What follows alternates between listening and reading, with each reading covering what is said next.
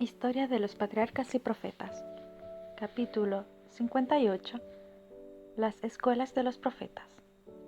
Escrito por Helena Harmon de White.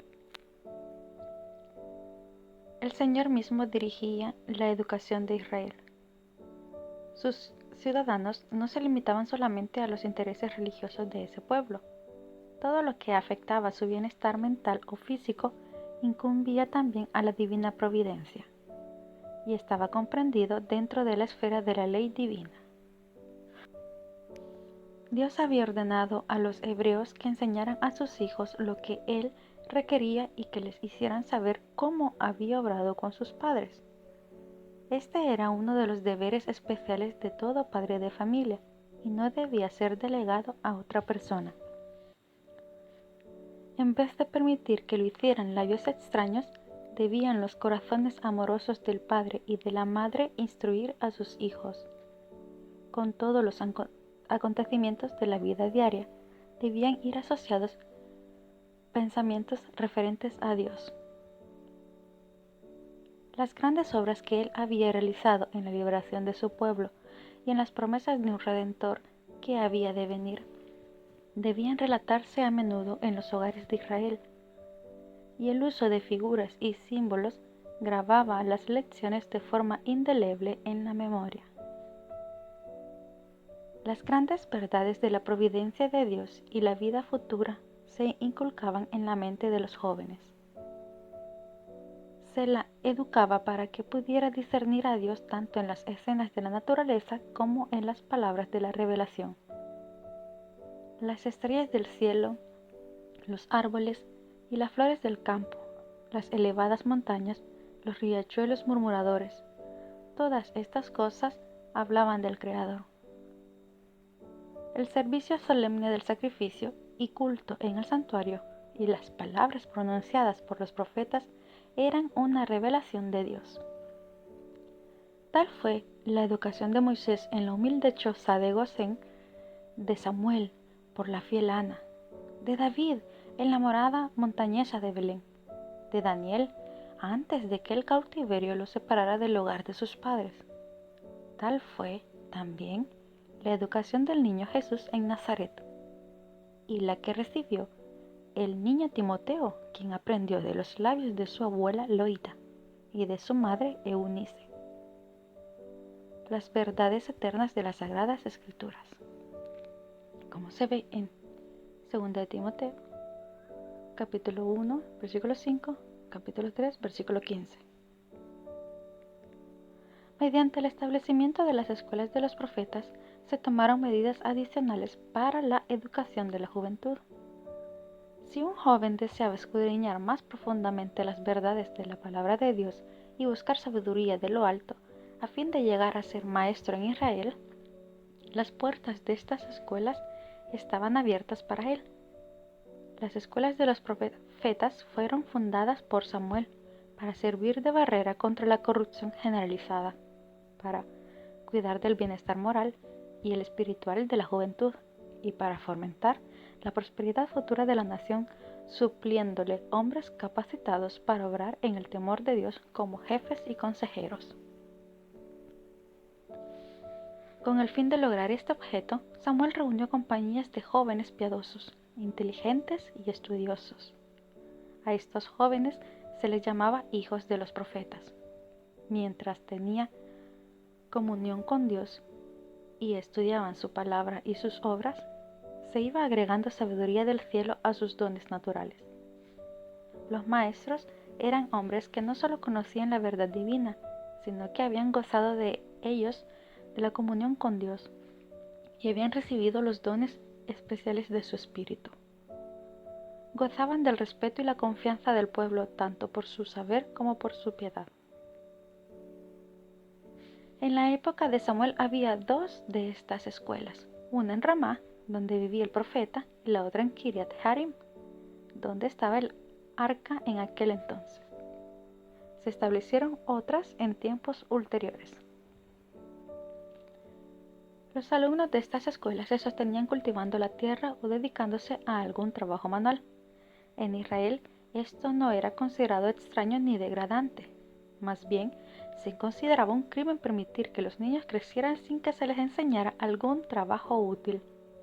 Por orden divina, a todo niño se le enseñaba un oficio, aun en el caso de tener que ser educado para el servicio sagrado. Muchos de los maestros religiosos se sostenían por el trabajo de sus manos, aun en el tiempo de los apóstoles. Pablo y Aquila no veían menoscabado su honor porque se ganaban la vida ejerciendo su oficio de tejedores de tiendas. Las asignaturas principales de estudio en estas escuelas eran la ley de Dios, con las instrucciones dadas a Moisés, la historia sagrada, la música sagrada y la poesía. Los métodos de enseñanza eran distintos de los que se usan en los seminarios teológicos actuales, en los que muchos estudiantes se gradúan teniendo menos conocimiento de Dios y de la verdad religiosa que cuando entraron. En las escuelas de antaño, el gran propósito de todo estudio era aprender la voluntad de Dios y la obligación del hombre hacia Él. En los anales de la historia sagrada se seguían los pasos de Jehová. Se recalcaban las grandes verdades presentadas por los símbolos o figuras y la fe trataba del objeto central de todo aquel sistema, el Cordero de Dios que había de quitar el pecado del mundo. Se fomentaba un espíritu de devoción. No solamente se les decía a los estudiantes que debían orar, sino que se les enseñaba a orar, relacionarse con su Creador, a ejercer fe en Él, a comprender y obedecer las enseñanzas de su espíritu. Intelectos santificados sacaban del tesoro de Dios cosas nuevas y viejas. Y el Espíritu de Dios se manifestaba en profecías y cantos sagrados. Se empleaba en la música como un propósito santo, para elevar los pensamientos hacia aquellos que es puro, noble y enaltecedor, y para despertar en el alma la devoción y la gratitud hacia Dios. ¿Cuánto contraste hay entre las antiguas costumbres y los usos que con frecuencia se le da hoy a la música? ¿Cuántos son los que emplean este don especial para ensalzarse a sí mismo en lugar de usarlo para glorificar a Dios? El amor a la música conduce a los incautos a participar con los amantes de lo mundano en las reuniones de placer a donde Dios prohibió a sus hijos que fueran. Así, lo que es una gran bendición cuando se lo usa correctamente, se convierte en uno de los medios más certeramente empleados por Satanás para desviar la mente del deber y de la contemplación de las cosas eternas. La música forma parte del culto tributado a Dios en los atrios celestiales, y en nuestros cánticos de alabanza debemos procurar aproximarnos tanto como sea posible a la armonía de los coros celestiales. La educación apropiada de la voz es un rasgo importante en la preparación general y no debe descuidarse. El canto, como parte del servicio religioso, es tanto un acto de culto como lo es la oración. El corazón debe sentir el espíritu del canto para darle expresión correcta. ¿Cuánta diferencia media entre aquellas escuelas donde se enseñaban los profetas de Dios y nuestras instituciones modernas de saber?